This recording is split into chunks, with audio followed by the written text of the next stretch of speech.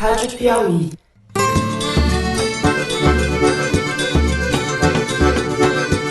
Olá, está começando mais um Foro de Teresina, o podcast de política da revista Piauí. Eu sou o Fernando de Barros e Silva, diretor de redação. Estamos desburocratizando, seguindo uma determinação do presidente Bolsonaro. Isso porque o código já é antigo, tem mais de 20 anos, ele necessita de atualização. E estou no estúdio com o editor do site, José Roberto de Toledo. Opa! O Lula, eu acho que merece estar livre. Se ele ainda vai ser candidato um dia, eu não sei. Até porque eu acho que o próximo candidato é o Haddad. E com a repórter Malu Gaspar de volta essa semana, depois de uma temporada de férias em Brasília. E aí, gente, tô aqui de volta. Seja bem-vinda. Espero dar um abraço no Neymar. Antes do jogo, é um garoto aí, tá num momento difícil, mas eu acredito nele. A Folha de São Paulo já tá julgando o Neymar, como sempre me julgou o tempo todo. Muito bem, vamos aos assuntos dessa semana. A gente inicia o programa falando da situação do governo Bolsonaro no Congresso. Embora as relações com o presidente da Câmara, Rodrigo Maia, continuem cheias de farpas, o governo teve uma vitória essa semana com a aprovação da medida provisória que estabelece regras mais rígidas na concessão de benefícios do INSS, o Instituto Nacional do Seguro Social. O assunto é chato, mas é importante, tem muita pataquada do Bolsonaro também. No segundo bloco, nós vamos falar da oposição. Sim, ela ainda existe, ou ao menos deveria. A gente analisa a situação do PT e dos demais partidos de centro-esquerda que tentam se reorganizar de olho nas eleições municipais do próximo ano. Por fim, no terceiro bloco, a gente vai falar de dois casos que marcaram essa semana e que dizem muito sobre o Brasil de hoje e as redes sociais. A homenagem póstuma que o presidente prestou ao cantor Thales Volpi, mais conhecido como MC Reaça, que agrediu a sua amante e depois se suicidou, e a denúncia de estupro contra o jogador Neymar, o número 10 da seleção brasileira. É isso, vem com a gente.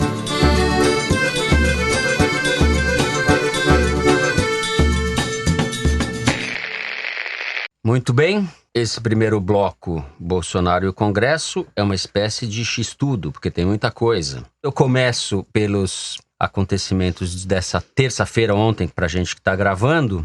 O Bolsonaro, nessa terça-feira, foi ao Congresso levar o projeto de lei para mudar as regras de trânsito do país, e a gente vai comentar um pouco sobre isso. E foi criticado pelo presidente da Comissão Especial da Reforma da Previdência, o deputado Marcelo Ramos, do PL do Amazonas, que disse no Twitter: depois reclamam quando digo que o presidente Bolsonaro não tem noção de prioridade do que é importante para o país. Enquanto estamos num seminário sobre a reforma da Previdência, ele está vindo para a Câmara apresentar um projeto de lei que trata de aumentar pontos na carteira de maus motoristas. No início da semana, antes disso, o presidente da Câmara, Rodrigo Maia, deu uma entrevista ao jornal O Globo, criticando mais uma vez de forma bastante dura o governo e o presidente. Disse o Rodrigo Maia que o Brasil está no caminho de um colapso social muito forte, que o governo não tem uma agenda ampla, criticou, desautorizou o Onyx Lorenzoni a respeito do Pacto pela República que o Bolsonaro propôs e disse que falta uma agenda para o Brasil. Apesar disso, nem tudo foram derrotas para o Bolsonaro em termos práticos. Malu, que saldo a gente faz de tudo isso? Bom, acho que tá evidente pra gente que tá começando a haver uma acomodação aí entre o Bolsonaro e o Congresso. Essa semana, que era uma semana importante para o governo Bolsonaro na definição de medidas como o pente fino nos benefícios do INSS, uma medida provisória chamada antifraude. Você tem também a votação do crédito suplementar para a União gastar acima do que manda a regra de ouro. Tudo isso tem que ser decidido nesses próximos dias e o Bolsonaro precisa do Congresso. Mas eu queria recapitular um pouco para explicar como é que a gente chegou a esse ponto. Você falou da entrevista do Rodrigo Maia para o Globo e me chamou muita atenção não só a entrevista, mas também o timing da entrevista. Por quê? A gente falou aqui que eu fui para Brasília na semana passada e antes de ir eu conversei com uma pessoa que é próxima ao Rodrigo Maia, que tinha discutido a semana com ele, e ele tinha dito que iria fazer um discurso, isso foi na segunda de manhã, que ele iria fazer um discurso duro contra o Bolsonaro a propósito das manifestações que tinham acontecido naquele domingo. E aí o Bolsonaro chamou ele para o café da manhã para o tal pacto e a semana correu muito em ponto, uma situação meio morna, assim. Você falava com os líderes no Congresso, o que o senhor achou desse pacto? Isso é bobagem, isso é só falação e tal. E todo mundo pressionando o Rodrigo Maia para que ele falasse e ele não disse nada. Quinta-feira, eu tava lá, assisti a convenção do DEM, onde os líderes, tipo Ronaldo Caiado, governador de Goiás, o Onyx Lorenzoni, pressionaram por uma adesão ao governo, declaração de apoio ao governo Bolsonaro. O Rodrigo Maia segurou a onda, disse que não era necessário apoiar o governo para apoiar a reforma da Previdência. E no domingo à noite, quando supostamente as redes sociais bolsonaristas estavam dormindo, no domingo ele deu uma entrevista. Eu acho que houve um cálculo, entendeu? Ele segurou a semana toda essa reação mais dura, que já estava prevista desde o início da semana, e falou no domingo, porque ele sabia que a reação dos bolsonaristas, os bolsonaristas não teriam um fim de semana inteiro para detoná-lo nas redes sociais. Ele falou no domingo para que a entrevista saísse na segunda, deu também uma entrevista para um Estadão. E essa entrevista saiu no dia em que começava uma semana central para o governo Bolsonaro. O que eu quero dizer com isso? Aos poucos, o Centrão, Rodrigo Maia, a velha política, entre aspas, está aprendendo a lidar com o Bolsonaro e aprendendo a emparedar o Bolsonaro. Porque se ele tivesse dado essa entrevista na quinta ou na sexta, provavelmente o fim de semana ia ser de mais ataques e tudo. Então, eu acho que ele está aprendendo a calcular isso. E ele foi muito bem sucedido, tanto que o Bolsonaro foi apresentar esse projeto de lei das regras de trânsito e ficou lá quietinho, chamando o Rodrigo Maia de nosso presidente, eu tô com saudade da Câmara. Entubou legal. Não teve ninguém nas redes sociais detonando o Rodrigo Maia. Ele tinha que aprovar a MP no Senado. Ele tem uma agenda intensa, então ele entubou, aceitou, ficou quieto. Também dá para falar o contrário, porque o Centrão perdeu o poder de força essa semana. Porque a aprovação da MP no Senado, envolvendo um acordo com a oposição, foi uma medida de habilidade. Explica esse acordo, já. O que foi? Como foi? Tinha uma MP, uma medida provisória, que ia caducar se ela não fosse votada no Senado. Essa do pente fino. Que é essa medida que foi baixada ainda durante o governo Temer e que dificulta as pessoas conseguirem a sua aposentadoria. Isso, no cálculo contábil do governo, é importante porque dá uma economia com a qual eles estão contando aí algo na casa dos pouco menos de 20 bilhões de reais.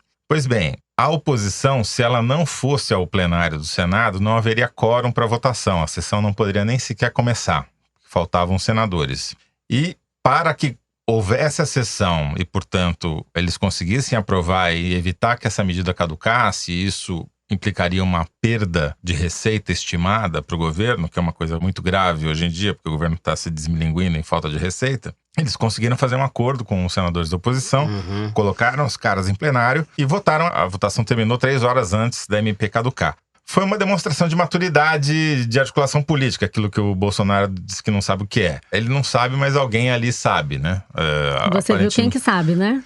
Fernando Bezerra. Fernando Bezerra já nova política não tem nada. Muito bem o que é articulação. Foi ele que fez inclusive está respondendo algumas acusações por conta disso. Senador do MDB de Pernambuco. Que na semana passada teve os bens bloqueados por decisão da Justiça por suspeita de desvio de recursos da Petrobras. De tanto que ele sabe fazer articulação política. Bom, esse foi apenas um caso. Enquanto a gente grava aqui, está tramitando na Câmara, no Congresso, na verdade, estão tentando fazer uma sessão no Congresso, coisa que eles não estavam conseguindo as duas casas juntas sequer montar, porque a pauta do Congresso está atravancada por uma série de vetos presidenciais. E a liderança no Congresso é a mais fraca de todas, né? A liderança da Joyce. Aparentemente, vamos ver se confirma, eles devem conseguir aprovar esse crédito suplementar de 250 bilhões, que é uma coisa absolutamente fundamental, porque se não for aprovado, o governo vai descumprir a regra de ouro que a Malu mencionou. O que é a regra de ouro? O governo é proibido, por lei, de emitir dívida para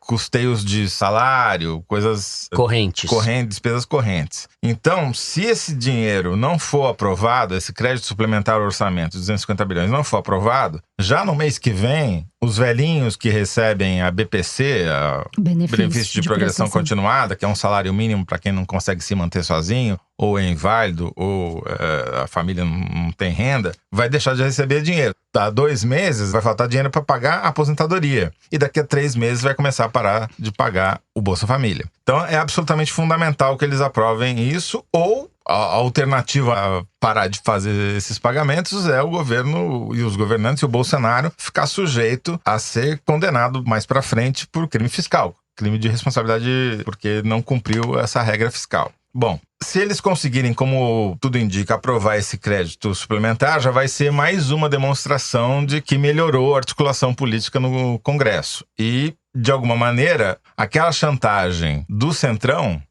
não funcionou. Porque, até agora, não houve uma concessão de cargos como o Centrão pleiteava, né? Então, essa acomodação que está acontecendo lá está se dando num novo paradigma. Ainda é muito cedo para falar que existe um novo paradigma, mas há a aparência de que se está montando um novo paradigma. De qualquer forma, é curioso que as críticas ao Bolsonaro, apesar desse avanço na aprovação das coisas que interessam ao governo, as críticas ao Bolsonaro partem da direita e de aliados do governo, a rigor, né? O Marcelo Ramos, presidente da Comissão Especial da Reforma da Previdência, e o presidente da Câmara falam do presidente de uma maneira... A oposição não fala nada, não tem nenhum respeito. Não tem nenhum respeito pessoal mesmo, né? Eles falam do presidente quase como uma pessoa inimputável. Os termos que o Rodrigo Maia usa para falar do presidente, você não vê na oposição as pessoas falando isso, ou não tem voz, não repercute. Só não no Foro de Teresina.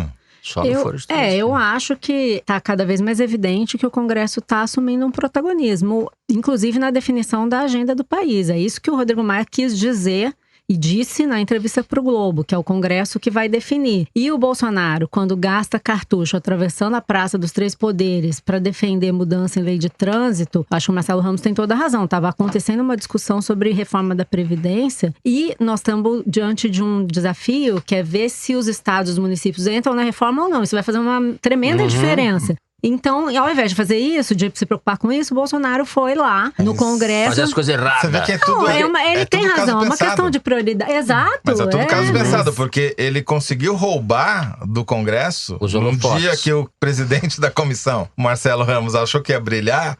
Ele entrou pra história com essa frase reclamando do Bolsonaro, chamando o Bolsonaro de sem noção, né? Agora, mas isso, eu acho que essa atitude não é sustentável, porque ele tá cada vez mais na mão desses líderes. Gente, o Fernando Bezerra tá substituindo o Romero Jucá. Não tem nada mais velha política, na definição bolsonarista, do que o Fernando Bezerra. Então, mas tá ficando. Mas então não é o que ele disse que seria. Ele não substituiu. Evidentemente não é. É uma atitude pragmática. Então, só que ele exatamente. salva a cara dele, porque ontem nas mídias sociais o assunto foi cadeirinha.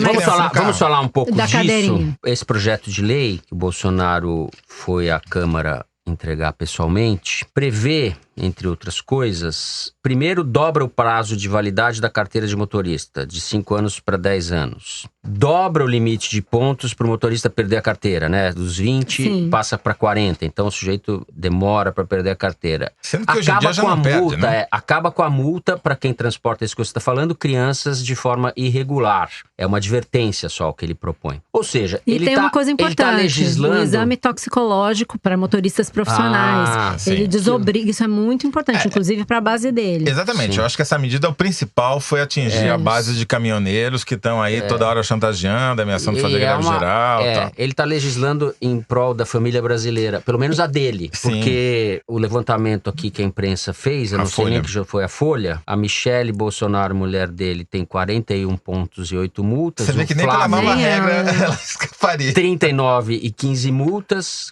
Carlos, 24 pontos e 6 multas.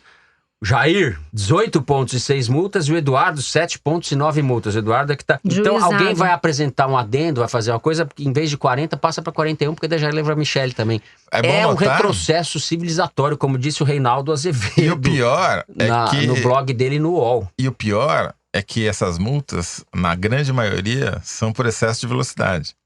Ou seja, o cenário que esse projeto que ele apresentou ontem propõe é mais ou menos o seguinte: um motorista de caminhão ou de ônibus bêbado, porque não vai ter mais exame toxicológico. Ou aplicado no rebite. Ou com um negócio, anfetamina, cocaína, rebite. Porque é isso que os caras... Eu tava sendo otimista, tá certo? Fica acordado, é isso que eles fazem. Um motorista alterado psicologicamente... Alguns fazem, eu não vou generalizar. Vai, sem perder a carteira porque foi aumentado o limite, ou seja, tendo cometido infrações de excesso de velocidade com frequência, vai eventualmente se chocar com um carro de passeio com uma criança que não estará numa cadeira, e isso vai resultar o quê? Na morte da criança. Tem uma estatística aqui que o Globo levantou, que é muito interessante. Eles compararam as multas pagas pelo DPVAT por morte de crianças dentro de automóveis nos últimos 10 anos, ou seja, imediatamente antes de entrar a regra obrigando o transporte de crianças em cadeirinhas especiais e agora. Pois bem,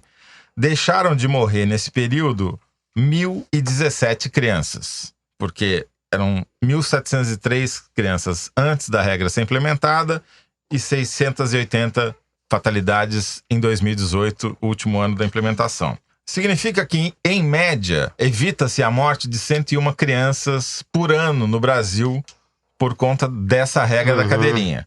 Dá para fazer uma projeção mais ou menos da seguinte maneira. O Bolsonaro será responsável direto pela morte de 404 crianças ao longo do seu primeiro mandato, se não for 808, caso ele venha a ser reeleito. Esse projeto de lei foi apresentado para o Congresso sem nenhum estudo que o embasasse. Isso está virando a tônica do governo Bolsonaro. O projeto anticrime é a mesma coisa. Não teve um estudo embasado e tal que sustentasse esses dados. A revista Veja trouxe um dado mostrando que dos 12 milhões de caminhoneiros no Brasil, 2,2 milhões deixaram de renovar a habilitação por conta do exame psicológico. Os veículos representam apenas 4% da frota, mas estão envolvidos em 55% dos acidentes com morte. Isso não sei se ele chegou a considerar. Você vai indo para delinquência, é uma milicianização do país. Você ajeita a lei para delinquir. É isso que está em jogo, na verdade. É o discurso da lei da ordem ao contrário. E pensar que o início, digamos assim, de regras mais civilizadas na condução dos carros, tal, começou na gestão de Paulo Maluf na Prefeitura de São Paulo, quando ele instituiu o cinto de segurança. A obrigatoriedade. Para você ver que não é uma questão de ser direita ou esquerda, é uma questão de responsabilidade. Justiça seja feita. Foi o Maluf e foi muito criticado na época. E teve um impacto, depois isso virou obrigatoriedade no Código Nacional de Trânsito de 1997. No governo Fernando Henrique. E teve um impacto direto na redução do número de mortes no ano seguinte. Muito grande, muito grande. Que era uma coisa inédita. Pela primeira vez, morreram menos pessoas que estavam dentro de veículos num ano do que no outro, apesar da expansão da frota, diretamente por causa disso. Depois, obviamente,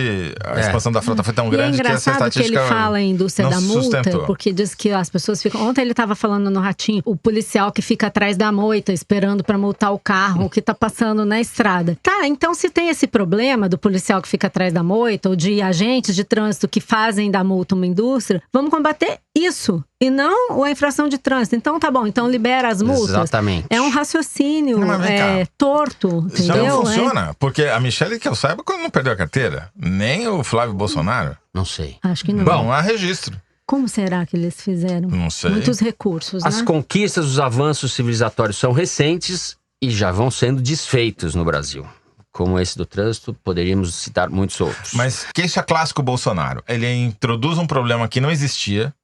Não existia nenhum problema na legislação de trânsito. Isso não é uma questão no Brasil. Ele está criando um problema, porque daí ele chama atenção para si, concomitantemente isso domina as mídias sociais, se esquece dos problemas que ele não gosta ou que ele não quer discutir, tipo reforma da Previdência, e só se fala dele. E ele mantém o público cativo dele, no caso os caminhoneiros e os contraventores, energizados. Tudo é estratégia Bolsonaro, né? Exato. Aí, só pra voltar na entrevista pra Veja, que ele diz lá que não sabia o que estava fazendo na presidência, que ele achou que era difícil, mas não sabia que era tão difícil. Ele chora de noite. Que ele chora de noite. Que o PSL foi pegando qualquer um, né? A gente foi pegando quem dá. Ele só falou verdades, né? Exato. Nessa entrevista. É por isso que ele não pode dar entrevista. Quando ele dá, a gente percebe por que ele não pode dar. É bom ele dar entrevista, eu acho ótimo. A Malu dizia, entre a eleição e a posse, que eles estavam catando qualquer um na rua pra formar o governo, porque eles não tinham equipe. E a gente descobriu que não era uma figura de linguagem dela. Eles estavam catando. Porque o Vélez foi pego na internet. Porque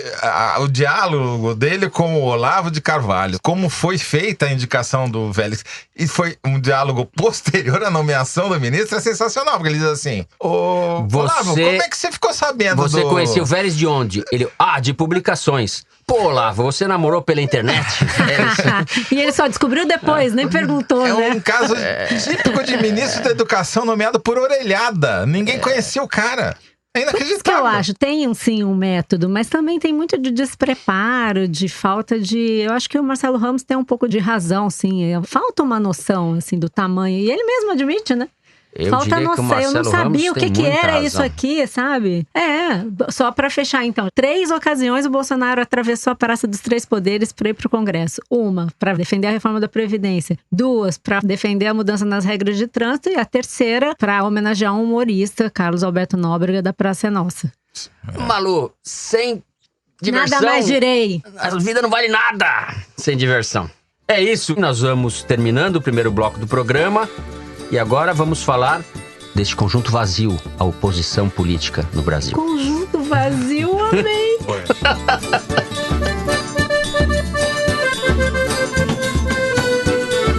O governo Bolsonaro não precisa de oposição, mas a oposição também não precisa de oposição, porque ela se destrói sozinha. Eu vou começar esse bloco falando um pouco da situação do PT. Como a gente sabe, existe uma guerra velada, nem tão velada assim. É uma guerra fria, né? Entre a Glaze, que representa o vocalismo, uma espécie de ventríloco do Lula, e o Fernando Haddad, que foi candidato à presidência e perdeu no segundo turno para o Bolsonaro. A Glaze, nessa semana, disse à jornalista Bela Megali do Globo que o Haddad cresceu muito como político e, do ponto de vista partidário, é o melhor nome para ser prefeito de São Paulo no ano que vem.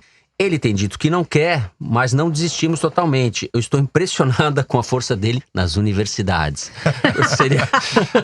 Ele cresceu muito como político e vai, em vez de ser candidato a presidente, vai ser candidato a prefeito. Vai ter um downgrade. Que ele cresceu muito como político. Evidentemente, ela está empurrando o Haddad para o cadafalso, porque ele não quer e não pode ser candidato à prefeitura de São Paulo. Seria a morte política. Não estou dizendo que não vá morrer de alguma maneira politicamente, mas seria um suicídio. Suicídio, porque o PT tem chance, tendendo a 0, de ser eleito à prefeitura de São Paulo no ano que vem. E o sujeito que ele tem elegesse, 40 e tantos milhões de votos. Ele voltaria muitas casas no tabuleiro, né? O que está em jogo, entre outras coisas, é a presidência do PT. O Congresso vai ser em outubro. O Congresso do PT, que deve reconduzir a Daisy. A Daisy? Conduzindo Miss Daisy. A Daisy! Essa é o Haddad conduzindo a Miss Daisy. Que deve reconduzir a Glaze. Meu Deus. Ai. Toledo, vamos começar pelo PT, então? Então, Fernando, pra mim, o PT tá preso em Curitiba e tá tentando levar o resto da oposição junto, né?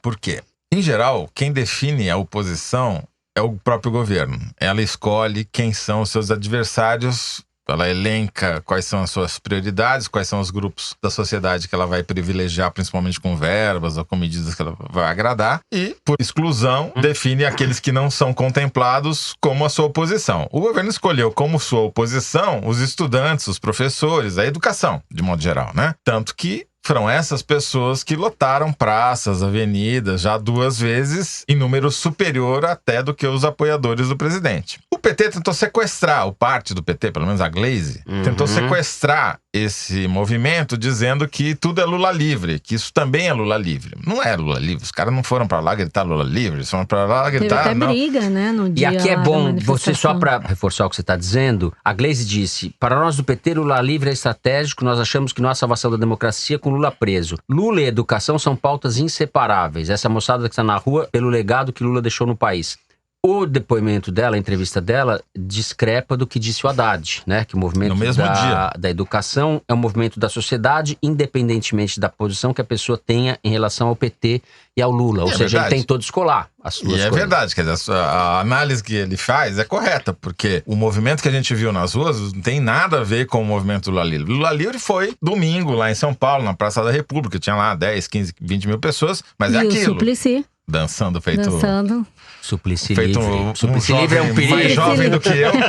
Suplicy bastante livre. Suplicy bastante livre, Então, o PT, ele tá preso na questão do Lula. Aí você vai dizer, não, mas o Lula pode vir a ser solto, porque o Ministério Público, nessa terça-feira, deu um parecer dizendo que não, ele já pode progredir para um regime semiaberto e sair durante o dia e trabalhar, se conseguir um emprego e tal. E o STJ, a 5ª turma, deve votar isso proximamente. O problema é que lá em Porto Alegre, o mesmo relator do primeiro julgamento em que ele foi condenado e teve a pena ampliada, também está redigindo a sua sentença na segunda condenação. E é uma expectativa de que pode ser que essa sentença venha a ser dada e julgada em segunda instância que aí agora é o caso do sítio, não é mais o caso do caso de Atibaia. No caso de Atibaia. Aí no ele próximo vai mês. ser solto, Daí, se for solto, depois vai ser preso novamente. Então pode acontecer uma coisa assim, dele ser solto e 2 semanas depois voltar pra cadeia e não sair mais, né? Então, não é uma questão de ordem prática, digamos assim. Mesmo que ele saia, o efeito prático é nulo. Não é que ele vai virar um mobilizador, sair pelo Brasil cantando Lula livre, não vai. Inclusive ele tem que dormir na cadeia ainda. Então é muito limitante o estatuto do regime semiaberto, né? Então assim, o Lula vai continuar preso.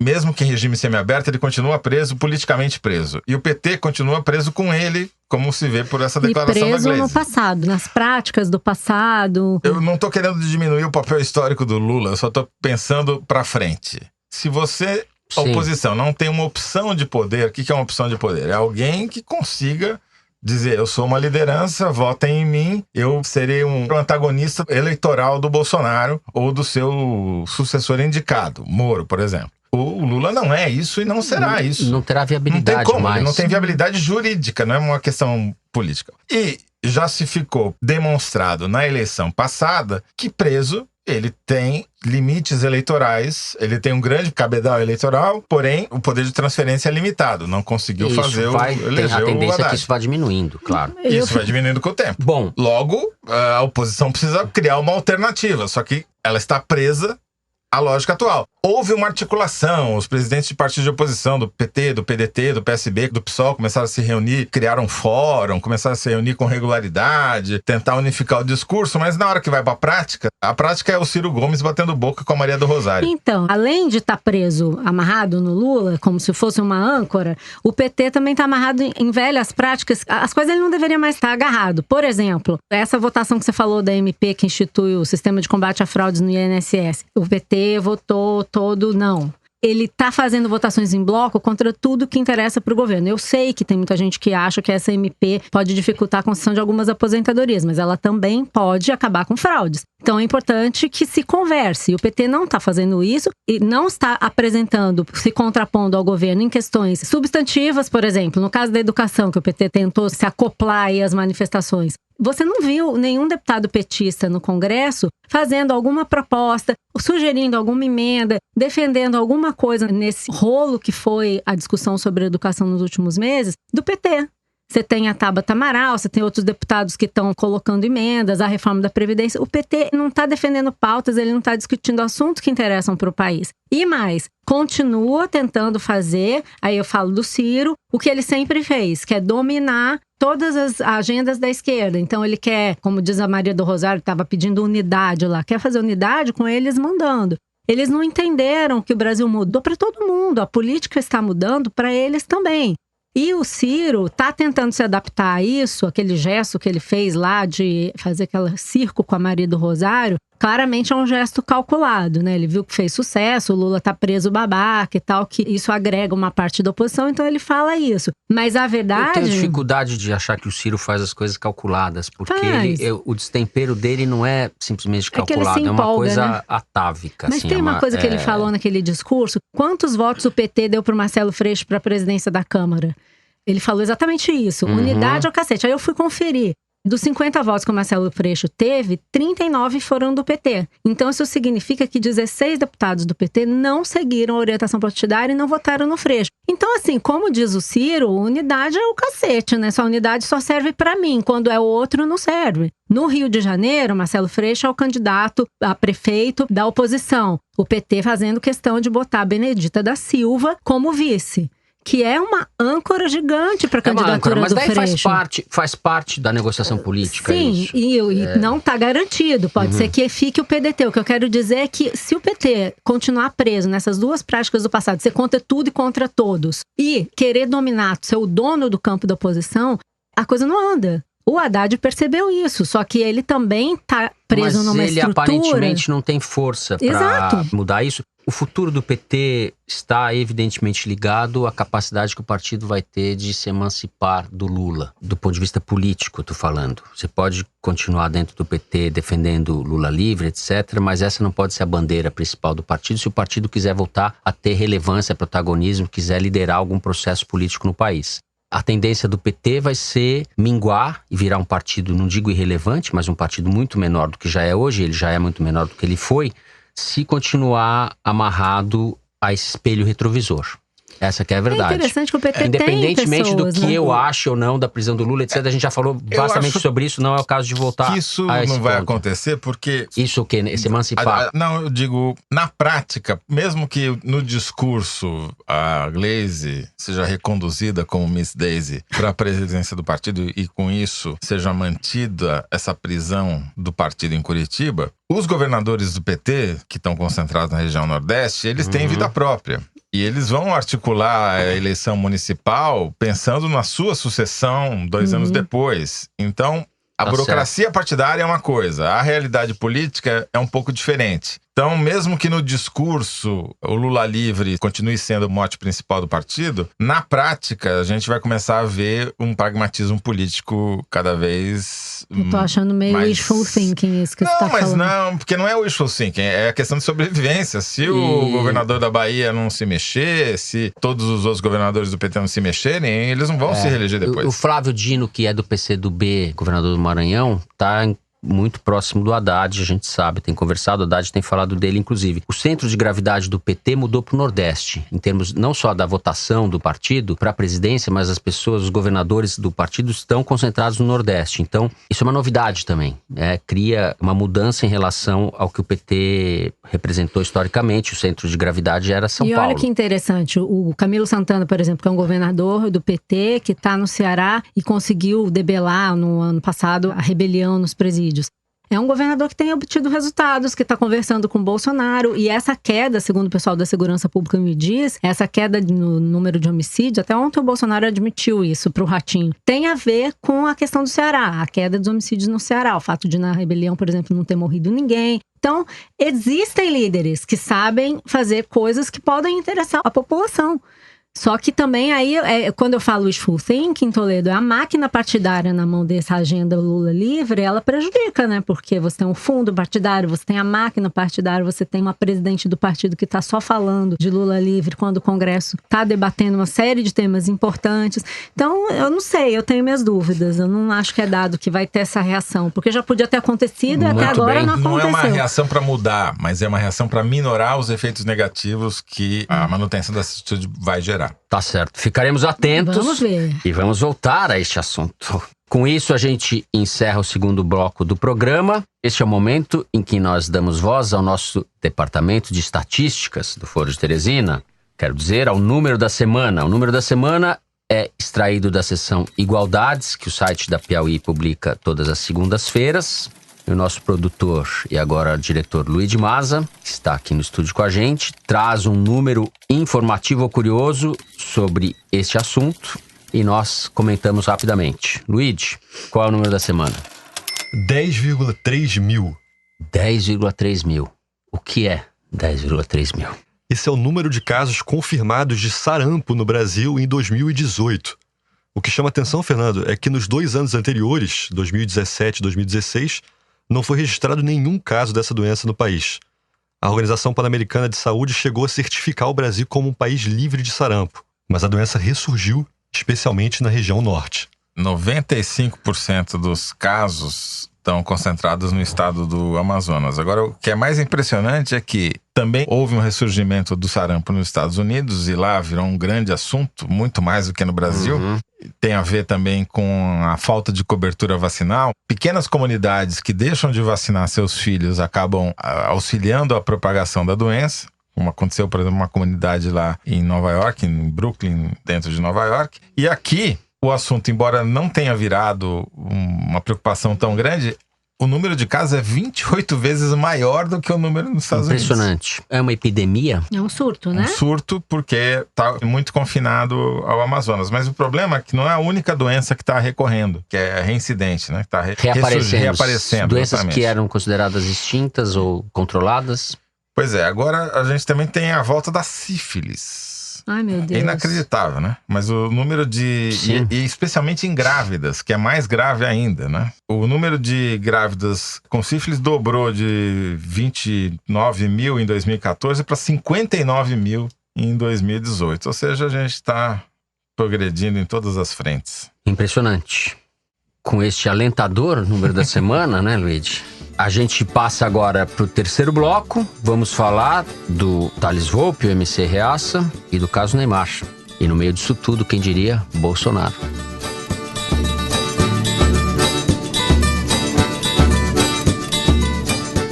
A última semana foi marcada pela repercussão muito intensa nas redes sociais e na imprensa de modo geral de 2 casos muito sensíveis que mobilizaram aí a sociedade e as atenções das pessoas. Primeiro, a denúncia de estupro contra Neymar. Ele foi acusado por uma mulher de ter forçado relações sexuais com ela há algumas semanas em Paris, no dia 15 de maio. Para tentar provar sua inocência, o Neymar compartilhou fotos e conversas íntimas editadas, feitas pelo WhatsApp, com a mulher que o acusou. O outro caso, na verdade é anterior, cronologicamente, é o do cantor Thales Volpi, ou MC Reaça, que foi denunciado por espancar a amante que ele tinha no último sábado, dia 1º, e horas depois se suicidou. A mulher que foi agredida por ele está internada, terá que passar por uma cirurgia. O presidente Jair Bolsonaro soltou a seguinte mensagem pelo Twitter. Thales Volpi, conhecido como MC Reaça, nos deixou no dia de ontem. Tinha o sonho de mudar o país e apostou em meu nome por meio de seu grande talento. Será lembrado pelo dom, pela humildade e por seu amor pelo Brasil. Que Deus conforte juntamente com seus familiares e amigos. O colunista da Folha, Joel Pinheiro da Fonseca, dedicou o artigo dele dessa semana a esse assunto. Eu confesso para vocês que eu não sabia nem quem era esse MC Reaça. Esse sujeito não estava no meu radar. Internacionalmente famoso. Não estava no meu radar, eu não conhecia. Daí eu soube pela coluna do Joel Pinheiro da Fonseca que o MC Reaça fez o jingle da campanha do Bolsonaro, ele é o responsável pelo jingle, um dos jingles, e a letra diz o seguinte: dou pra CUT pão com mortadela e pras feministas ração na tigela. As minas de direita são as top mais bela, enquanto as de esquerda têm mais pelo que cadela. E daí conclui o Joel Pinheiro da Fonseca, este é o talento a que Bolsonaro se referia. Toledo, o que a gente vai achar desse caso?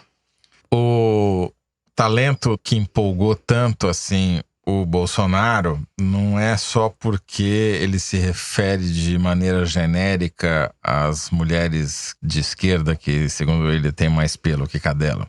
É porque, no caso do Bolsonaro, ele desce a inimigos pessoais do Bolsonaro e os trata mais ou menos da mesma maneira. Então, Jean Willis só estava vendo novela enquanto o Bolsonaro casou com a Cinderela. A Maria do Rosário não sabe lavar panela. A Jandira Fegali nunca morou na favela. A Luciana Genro apoia o Sem Terra, mas não dá o endereço para não invadirem a casa dela. Então, ele vai nominando... É tudo rimado, né?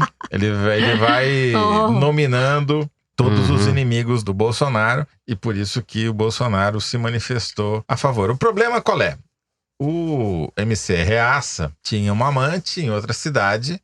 Essa amante aparentemente disse que estava grávida, depois descobriu-se que não está. Não mas se sabe. Hoje quando ele está gravando, o hospital disse que não está, né? Agora, pro MC Reaça, ela está. Porque ele morreu e a informação ele deixou um áudio pra mulher, né? Dizendo que cuidasse do filho dele. Exatamente. Então, ele agrediu, ele quebrou o maxilar da amante, deixou ela com hematomas no rosto inteiro e quebrou o maxilar, que vai demandar uma cirurgia, porque achava que ela estava grávida, e com isso ele ficou transtornado, pegou uma corda, se pendurou numa árvore na beira da rodovia Dom Pedro, em São Paulo. O problema qual é? O problema é o presidente da República vir falar loas, tecer loas sobre um agressor de mulheres. Esse é o problema, né? Você vai dizer, mas quando ele falou isso, talvez ainda não soubesse que ele tinha agredido a mulher. Pois bem, quando o exército matou o cantor e o sem-teto com 80 tiros, o presidente da República esperou até o quanto ele pôde para se pronunciar. E a única coisa que ele falou foi que o exército não matou o cara. Sim. E agora, antes que soubesse qualquer coisa sobre o MC Reaça, já saiu falando, ele, os filhos, a família inteira e tal. Então, Isso mostra quais são as prioridades e que o Bolsonaro considera que é digno de uma manifestação do presidente da República. Bom, eu até acho que realmente o Bolsonaro não sabia que o MC Reaça tinha agredido a mulher. Quando soltou a nota. Quando soltou a nota. Quer dizer, como é que não tem como saber isso, mas imagino que não. Porém, eu acho que o que junta esses dois casos aí, o MC Reaça com o do Neymar, é essa percepção de que pode fazer uma coisa dessa, sabe? Essa coisa de que você pode agredir uma mulher, de que se você é acusado de estupro, mas ela pediu pra você, no caso do Neymar, existe essa história, né? Ele abriu as mensagens, divulgou as mensagens que eram dos dois, supostamente pra dizer basicamente o seguinte, que ela pediu pra ele, vem logo e vem com força. Como é que é a mesma mensagem? Ele queria mostrar que ela estava chamando ele. Então, nesse caso, ele foi vítima de uma armadilha, né? Inclusive, nesta quarta-feira, o Bolsonaro deu uma declaração a respeito do Neymar exatamente nessa linha. E dessa vez ele sabia exatamente do que se tratava o caso. Ele disse, a mulher atravessa o continente, um monte de coisa acontece, ela chega no Brasil e quer... E aí ele completou sobre o caso Neymar. Hoje à noite estamos juntos para fazer 2 gols lá no Mané Garrincha. Diz que vai ao Mané Garrincha prestar solidariedade ao Neymar no jogo da Copa América. Então é como eu ia dizendo, né? Passa pano para agressão à mulher. Eu acho que é importante a gente ver que existe uma certa tolerância com homens que agridem mulheres. Daí você tem o Neymar, que é um ídolo. Ele reiterando um mau comportamento e as pessoas passando pano para ele. Acho que você está passando uma mensagem ruim, né? Eu não estou dizendo aqui que ele fez ou que ele não fez. A história está muito confusa, tudo muito nebuloso. O que ela diz, o que ele diz. O advogado dela entrou na jogada para dizer que ela estava forçando uma coisa de estupro, quando na verdade o que aconteceu foi agressão. Mas o que me chamou a atenção nesse caso mais é o símbolo. É o que isso significa, né? Você achar que um ídolo pode coisas que não deveria poder. Né? Você tem um jogador de futebol que já foi acusado de sonegação de impostos, que já deu um soco na cara de um torcedor, que tem um comportamento reiteradamente como se ele fosse inimputável. E eu acho que já passou da hora da gente aprender que hoje não só o cara tem que ter talento, como ele tem que respeitar determinados valores. No caso do MC Reaça, eu até vi nas redes bolsonaristas, depois que isso veio à tona, que ele tinha agredido a mulher, tinha mensagens do tipo, olha gente, não vamos mais elogiar o MC Reaça porque ele prejudica o nosso presidente. O caso é tão escabroso, né? Tão absurdo que só até que as o presidente pessoas... não foi se retratar depois ele não se descobriu. retratou, ele poderia ter feito isso, porque ele tá nem aí pras mulheres, tá certo? O caso ele não tá nem aí. trágico, né? Porque envolve, caso... além de envolver violência contra uma mulher, envolve um suicídio. Essa muito compreensão trágico, de que os homens podem coisas que as mulheres não podem. Uma mulher tem obrigações que o homem não tem. E vem cá, entendeu? se ela chamou e se ela chamou o Neymar pro quarto dela e o Neymar ele pagou a lá, passagem ele foi violento, pra ela, e ela chegou em algum momento e falou, para, gente, ele tem que parar. Mas é lógico. Não é porque pagou a passagem que ele não vai parar. Mas é isso que ele queria, ao divulgar as mensagens pra dizer que ela chamou ele, e aí ele começou a falar em só que armadilha, daí a discussão perde o foco. Exato. O foco qual é? Se a mulher fala em algum momento, parou, acabou, exato, não tem essa. Só porque mesmo. pagou a passagem. Mas aí fica uma coisa como se o Neymar pudesse tudo. Como se ele tivesse. Não, e ele cometeu um crime ao expor. E o pai dele foi claro com relação a isso, né? Disse que é melhor cometer um crime de internet do que cometer um crime de estupro. Porque a pena é menor, né? Agora, então quer dizer, o Neymar pode tudo? Quando se trata de agressão à mulher, pode tudo? Sabe? Esse de repente, eu acho que é um aspecto. Eu acho isso que me incomodou. Esse é um aspecto que eu acho que é muito importante. Outro aspecto que me chama a atenção, que eu acho muito importante, e que foi abordado pelo colunista da Folha, Ronaldo Lemos, que é um estudioso da internet, ele escreveu o seguinte: o que chama a atenção no caso Neymar é que ele traz sinais claros de que há uma institucionalização do tribunal da internet. É como se a internet já tivesse se normalizado como lugar de julgamento. Começa a surgir até um processo a ser seguido pelas partes. E ele desenvolve esse raciocínio, mais do que absolvição ou não pela justiça. O Neymar agiu para se livrar na internet, né? A internet realmente se transforma num tribunal e as pessoas se posicionam de maneira instantânea para lá e para cá. E no caso do Neymar, isso gera muita repercussão, evidentemente. Ele, só no Twitter, que eu vi, ele tem mais de 43 milhões de seguidores, no Instagram deve ser mais. há um poder muito grande em torno dele, interesses comerciais muito grandes. E a gente está na véspera de uma Copa América, tem interesses pesados de transmissão, de direitos de transmissão da Rede Globo, da CBF, patrocinadores do Neymar, enfim, tem uma série de coisas que estão envolvidas. Isso não tira a gravidade do caso em si, mas há uma espécie de máquina de guerra que foi posta em funcionamento. Porque é tão importante ou mais você ser absolvido na internet do que pela justiça, porque a Malu citou o problema que ele teve com a Receita Federal. O pai dele senta com o ministro da Fazenda. Paulo Guedes, Isso é outro E absurdo. decide, né? Sim. Então, assim, o crime você resolve nos bastidores. Agora, a imagem, que é o que dá dinheiro pra ele, porque os patrocinadores já estão falando que estão preocupados, ainda não falaram em retirar o patrocínio, mas... Até tem gente dizendo que ele não deve jogar, né? Algumas pessoas O defendendo que ele não vice-presidente da joga. CBF dizendo o que vice-presidente da devia CBF. pedir pra sair, enquanto o presidente da CBF disse que imagina, tá tudo bem, mil maravilhas, não aconteceu nada. Eu acho que a questão é essa, quer dizer, por que o Bolsonaro vai imediatamente ao Twitter falar bem do MC Reaça que fazia jingle pra ele? Porque ele quer faturar a morte do cara. Assim como ele fez com o Gabriel Diniz, né? Que morreu do Jennifer, o cantor da música quer Jennifer. Faturar com uma tragédia. Eu acho até pior, Zé, de certa forma, não sei se pior, mas eu acho que ele realmente gosta da personalidade do sujeito que morreu. Eu acho isso, que tem um lado sincero nele, além do cálculo que eu concordo com você. Eu queria só voltar nesse ponto da internet para concluir, e vou citar pela segunda vez no programa o Reinaldo Azevedo, com quem eu tenho sempre muitas divergências, mas a quem eu respeito. O Reinaldo Azevedo escreveu que a gente vive uma época da falência das mediações. E eu me sinto no direito, porque eu falei também no Twitter outro dia que o Bolsonaro não conhecia mediações. Eu não sei quem plagiou quem, eu não plagiei o Reinaldo, nem ele me plagiou. Eu acho que foi uma coincidência. Eu falava, a política é uma espécie de mediação. O Bolsonaro não conhece mediação. E a palavra é uma mediação. Por isso que o Bolsonaro não sabe falar também. O Bolsonaro realmente é um personagem que não conhece mediações. E ele está sintonizado com esse mundo da internet, da instantaneidade das redes sociais, que é um mundo sem mediação. Os julgamentos são instantâneos, as posições são instantâneas. A civilização depende um pouco de mediações. Eu não sei como a gente vai resolver, pensando mais amplo, esse problema que é estrutural. Daqui para frente, esse é o estado das coisas. Né? Sim, a campanha do Bolsonaro e a eleição dele já são isso produto tem um impacto político desse momento, gigantesco, né? Que a gente está vendo. Não dá para atribuir tudo às redes sociais, à internet, a essa instantaneidade, mas esse ambiente criou a possibilidade desse mundo sem mediação e de linchamentos instantâneos e de posicionamentos assim, que é muito preocupante, a meu ver. Enfim. É isso. Sem mais mediações, a gente vai para o momento mais insano, para mim cruel, do Foro de Teresina, momento Kinder Ovo. Eu fiquei sabendo por algumas fontes que na semana passada a Malu foi a Brasília, não para fazer reportagem, mas sim para estudar a voz dos 513 deputados e aumentar a chance de ganhar. Fiquei lá gravando todo Estamos mundo, de olho, tipo o Raoni, gravadorzinho. Pode soltar o áudio, Luca. Mas eu não acertei, tá? Outro em casa. Teria perdido. Vamos voltar aí com as imagens da rua. E muitos dos nossos telespectadores hoje estão lá se manifestando no Brasil inteiro. E nós com coceira para ir. Olha que lindo. Fora Bolsonaro, todos faz com sei que é.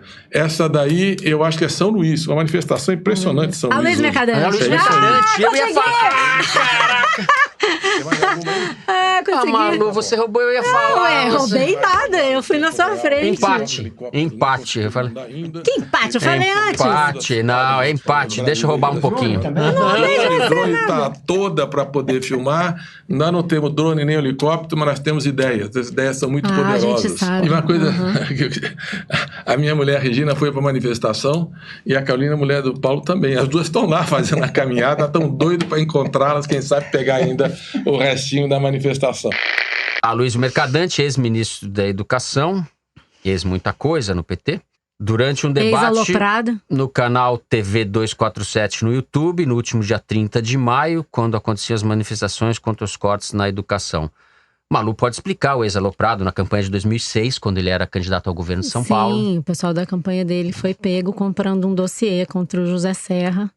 Na véspera da eleição. Na véspera, tal. num hotel, inclusive, foram pegos no flagra. E o Lula se referiu a essas pessoas, o Lula então presidente. Que era um bando de aloprados. Que era um bando de aloprados, esse caso ficou conhecido como o caso dos aloprados. Isso. Do qual o Mercadante se livrou, né? Se livrou, tá solto, né? É. Ele tá solto e o Lula tá preso, né? Foi empate esse negócio. Não, pode fazer aí o VAR, chama o VAR aí, Não, meu no filho. VAR você vai ganhar, mas não tem VAR nesse negócio, não tem Eu VAR. quero um VAR, eu Aqui é falei futebol à moda primeiro. antiga. Eu falei primeiro. Muito bem, agora é hora da gente abrir a caixa de correspondências do foro e ver o que vocês, queridos ouvintes, andam falando sobre nós. Pode ser elogio, pode ser desaforo, pode ser estudante que ouve o foro cortando a cabeça de najas. Não importa, a gente lê tudo aqui. Quem quiser escrever para cá pode deixar uma mensagem nas redes sociais da Piauí ou mandar um e-mail pelo bom e velho forodeteresina@revistapiauí.com.br. Ainda no espírito do momento Kinder Ovo, eu vou ler aqui o comentário que o João Lima deixou no YouTube na semana passada. Ele diz, abre aspas, todo o meu prédio ouviu que o Kinder Ovo era o Lupe. Só vocês não ouviram. Lamentável. Parabéns pelo programa. A gente tenta, João, a gente tenta. Pois é. Agora, antes de passar a bola para Malu, eu vou ler o tweet indignado da Ananda Marques, que disse o seguinte: e o povo que acha que o Foro de Teresina é feito por gente de Teresina? Como teresinense, eu acho um disparate. De onde que vocês acham que o sotaque deles é piauês? É de alma, a gente é teresinense de alma, de coração. Somos teresinenses de alma. Sim, de afinidade. Teresina tem o grande poeta Mário Faustino, que eu adoro. Tá vendo? É, momento cabeção.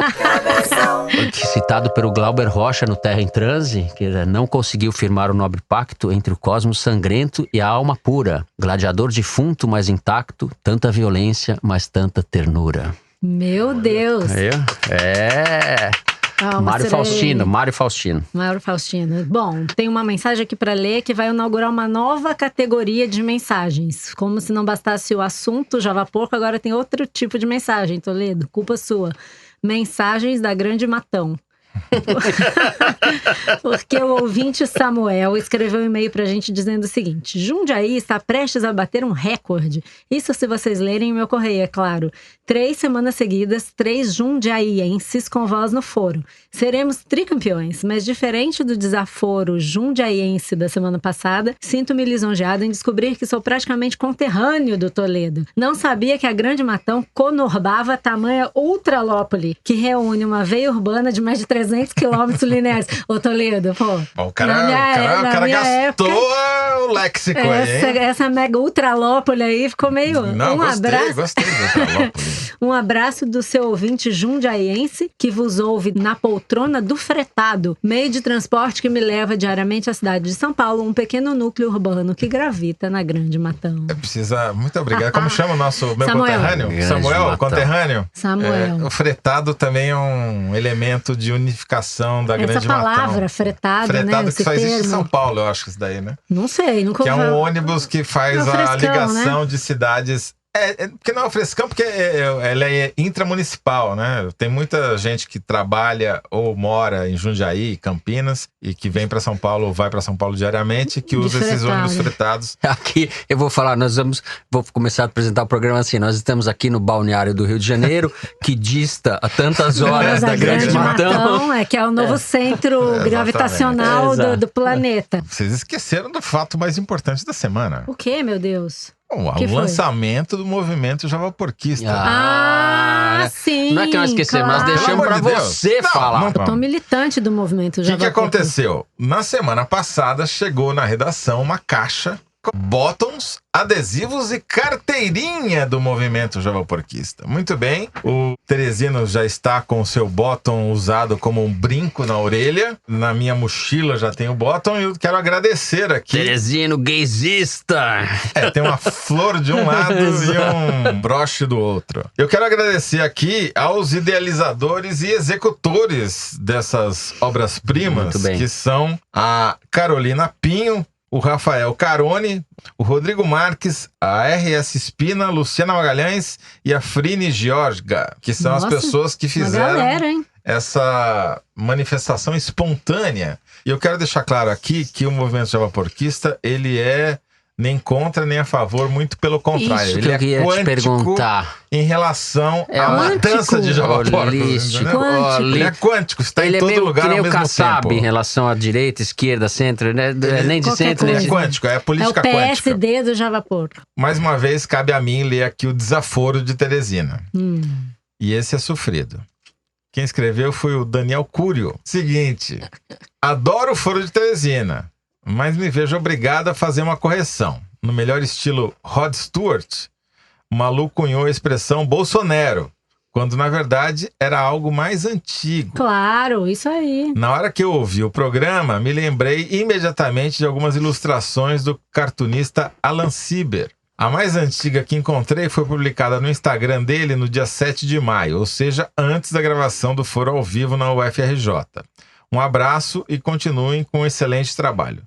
Custava deixar a gente ter ilusão de que foi a gente que inventou o termo, Os meninos me Daniel. amam, gente. Daí eles falaram que eu inventei essa expressão, mas tava rolando, né? É que eu sou da Deep Web, você, entendeu? Malu, eu te defendo. Da Você Deep Social deixa, Web. Você Aí deixa eu ficar com o Kinder Ovo Eles dessa me semana amam. e eu dou o Bolsonaro pra Que você. isso? Toma lá da cá? É, toma Aqui lá da não, cá. aqui é nova política, não tem isso não. Toma lá da cá. Não. Toma lá Peraí da que- cá, comigo não. Deixa eu ler mais uma aqui. Do ouvinte José Carlos de Lima Júnior, que é PhD e professor de pós-graduação. Diz ele: nas últimas edições, com a inclusão do número da semana e a voz Made in Rio do inimitável Luigi, estou em dúvida se esse Luigi é uma pessoa de verdade ou se é um outro personagem, primo bem distante do Topodidio.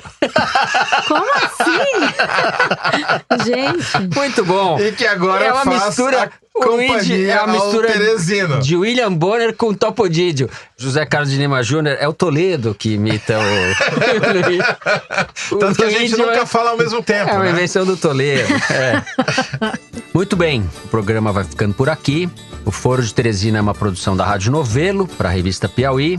A nossa diretora é a Paula Scarpim. Os produtores são o Luiz Maza, a Mari Faria e a Ana Carolina Santos. A Júlia Sena grava o vídeo do Foro Privilegiado, o teaser do Foro de Teresina, que vocês encontram nas redes sociais da Piauí e no YouTube. A edição do programa é da Mari Romano. A finalização e a mixagem são do João Jabassi, o intérprete da bela melodia tema do Foro, composta por Vânia Salles e Beto Boreno. A Kelly Moraes é responsável pela nossa coordenação digital. O Foro de Teresina é gravado no Estúdio Rastro, com o Luca hoje no comando do estúdio. Eu sou Fernando de Barros e Silva, agradeço a companhia do José Roberto de Toledo. Tchau. E da Malu Gaspar. Tchau, gente. Até a próxima. E na semana que vem vocês se verão livres de mim, porque estarei em outras plagas. Volto só depois. Javaporquista, certamente. isso. É Lacuna Javaporquista na semana que vem. Até a semana que vem então, pessoal.